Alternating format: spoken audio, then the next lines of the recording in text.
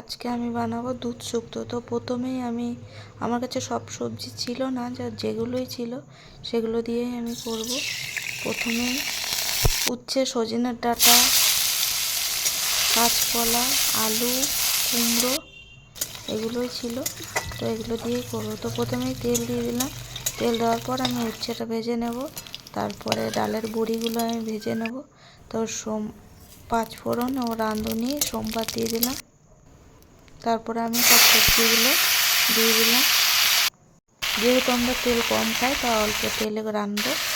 তো সব সবজিগুলো দিয়ে দিলাম। দেওয়ার পরে নাড়াচাড়া করে আমি ঢেকে দিয়েছি। ঢাকার পরে যখন সবজিগুলো নরম হয়ে গেছে তখন আমি দুধটা দিয়ে দেব।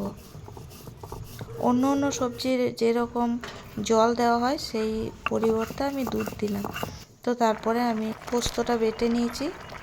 তারপরে ভেজে রাখা উচ্ছে আর ডালের বড়িটা আমি দিয়ে দেবো। তারপরে এই দেখো পোস্ত দিয়ে নামিয়ে নিলাম। দেখতে তো অসম্ভব সুন্দর হয়েছে।